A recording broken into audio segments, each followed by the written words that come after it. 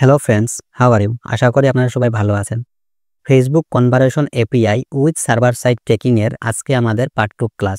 আজকের ক্লাসে আমরা দেখব সার্ভার কিভাবে কাজ করে এবং এপিআইটা কি, এপিআইটা কোথায় থেকে আসলো, এই বিষয় নিয়ে আজকে আমরা বিস্তারিতভাবে আলোচনা করব এবং আপনাদেরকে স্ট্রাকচারের মাধ্যমে আপনাদেরকে দেখিয়ে দিব যে এই যে অ্যাক্টিভিটিটা কিভাবে ঘটতেছে, কিভাবে সার্ভারটা কাজ করতেছে, এই ফুল জার্নিংটা কিভাবে হইতেছে, এইগুলো কমপ্লিট আপনাদেরকে আজকে আমি স্ট্রাকচারের মাধ্যমে দেখিয়ে দিব।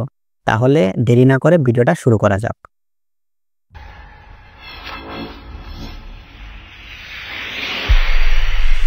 ফেসবুক কনভারসেশন এপিআই, এপিআইয়ের ফুল ফর্ম হলো অ্যাপ্লিকেশন প্রোগ্রামিং ইন্টারফেস। এটা মূলত একটা ডাটাবেস সফটওয়্যার। যখন কোনো আইওএস ইউজার আমাদের ওয়েবসাইটের মধ্যে প্রবেশ করে, এই ডাটাবেস সফটওয়্যার এপিআই যেটাকে বলি, সে তখন অ্যাক্টিভ হয়ে যায়। অ্যাক্টিভ হয়ে যাবার সাথে সাথে ওই যে সে ওয়েবসাইটে আসলো, সে তো একটা ব্রাউজারের মাধ্যমে আসলো, ঠিক না? ব্রাউজারের বাইরে থেকে তা আসলো না, ব্রাউজার থেকেই আসছে। এই জন্য ফেসবুক পিক্সেল সব থেকে বেশি প্রায়োরিটি ব্রাউজারকেই দিয়ে থাকে, কারণ সে ব্রাউজারের মাধ্যমে সব ডাটাগুলোকে ট্র্যাক করার ট্রাই করে। বাট যদি আইওএস ইউজার আসে, তখন এপিআই সিস্টেমটা রান হয়ে যায়। এপিআই সিস্টেম রান হয় তখন ব্রাউজার এপিআইকে একটা কল করে। কল করার পর বলে, এখন যে ইউজার এর অ্যাক্টিভিটিটা এই ওয়েবসাইটে ঘটছে, সেই ইউজার হলো আইওএস ইউজার এবং এই ইউজারের অ্যাক্টিভিটিটাকে ট্র্যাক করার ক্ষমতা আমার নাই। তখন এপিআই কি করে? তখন এপিআই সরাসরি সার্ভারকে কল করে। সার্ভারকে কল করে বলে, এখন যে ইউজারটা আছে, এই ইউজারের সকল অ্যাক্টিভিটিটা তুমি ট্র্যাক করো। তখন সার্ভার ওই ইউজারের অ্যাক্টিভিটিটাকে ট্র্যাক করা শুরু করে দেয় এবং ট্র্যাক করে সেই অ্যাক্টিভিটিগুলোকে ফেসবুক পিক্সেলের কাছে পাঠায়। পিক্সেল কি করে? ওই ডাটাটাকে স্টোর করে তার ইভেন্টের আন্ডারে। ঠিক আছে, এই যে কার্যক্রমটা কিভাবে ঘটে, এই স্ট্রাকচারের মাধ্যমে আমি আপনাদেরকে দেখাই। এটা ধরেন একজন ইউজার, আপনি একটা অ্যাড চালিয়েছেন। কোথায় চালিয়েছেন? ফেসবুক প্ল্যাটফর্মে। তাহলে সেই অ্যাডটা কারা কারা দেখবে? যারা ফেসবুক ইউজার তারা দেখবে। তাহলে এই হলো একজন ফেসবুক ইউজার, আপনার অ্যাডসটা তার কাছে শো করেছে, সেই অ্যাডের মধ্যে ক্লিক করেছে, তার মোবাইলে একটা ব্রাউজার ওপেন হয়েছে এবং সে ব্রাউজারের মাধ্যমে কোথায় এসেছে? আপনার ওয়েবসাইটে এসেছে। আপনার ওয়েবসাইটে এখন যখন সে ওয়েবসাইটে আসে, ধরেন সে একজন অ্যান্ড্রয়েড ইউজার, সে অ্যাডে ক্লিক করলো, ব্রাউজারের মাধ্যমে আপনার ওয়েবসাইটে আসলো। আসার সাথে সাথে ব্রাউজার অ্যাক্টিভ হয়ে গেল। অ্যাক্টিভ হয়ে যাবার পর সে সুন্দর করে ডাটাটাকে ট্র্যাক করে ফেসবুকের কাছে পাঠালো। এখন কিন্তু সে আইওএস ইউজার, এতক্ষণ অ্যান্ড্রয়েড ইউজার চলতেছিল, এখন সে আইওএস ইউজার। সে এসে ক্লিক করলো, ব্রাউজার ওপেন হয়েছে, সে ওয়েবসাইটে এসেছে। যখনই সে ওয়েবসাইটে আসবে, তখনই এপিআই চালু হবে। তখনই এই ব্রাউজার এপিআইকে কল করে বলবে, ভাই, এখন যে ইউজারটা আছে তার ডাটা ট্র্যাক করার মতো ক্ষমতা আমার নাই, এখন তুমি এই ডাটাটাকে ট্র্যাক করাও। তখন এপিআই খোঁজ করবে সার্ভার আছে কি নাই।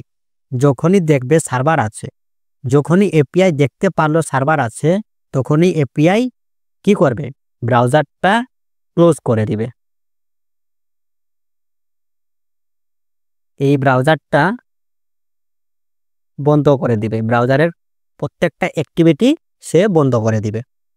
তখনই এই ডাটাটা পাস হয়ে চলে যাবে ক্লায়েন্ট সার্ভারের কাছে। তখন এপিআই কি করবে? ক্লায়েন্ট সার্ভারকে কল করবে, দেখো এখন যে ইউজারটা আছে, এই ইউজারটা একজন আইওএস ইউজার, ব্রাউজারের পক্ষে সম্ভব হচ্ছে না ইউজারের অ্যাক্টিভিটি ট্র্যাক করার, এখন তুমি ট্র্যাক করো। যখনই এপিআই তাকে কল করবে, তখনই সে অ্যাক্টিভ হবে। অ্যাক্টিভ হয়ে যাবার পর সে ওই ইউজারদের ডাটা ট্র্যাক করবে।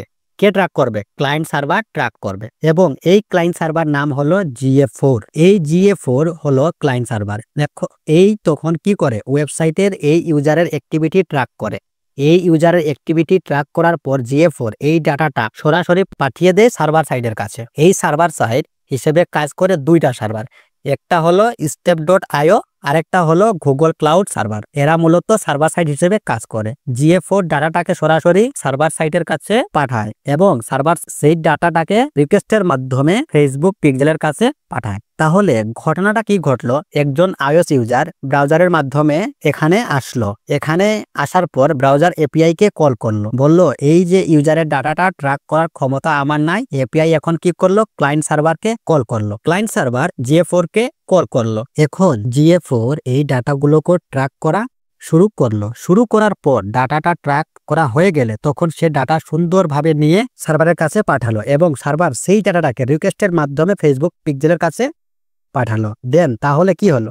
ব্রাউজার পুরোপুরি বন্ধ হয়ে গেল। তাহলে একজন অ্যান্ড্রয়েড ইউজার আসলে কিভাবে ডাটাটাকে কালেক্ট করা হয় এবং একজন iOS ইউজার আসলে কিভাবে ডাটাটাকে কালেক্ট করা হয় বা Facebook conversation API with server side tracking কাজটা মূলত কি, বিষয়টা কিভাবে কাজ করে, আমরা কি ক্লিয়ারলি বুঝেছি? আপনারা যদি ক্লিয়ারলি বুঝে থাকেন তাহলে কমেন্ট করে জানাবেন।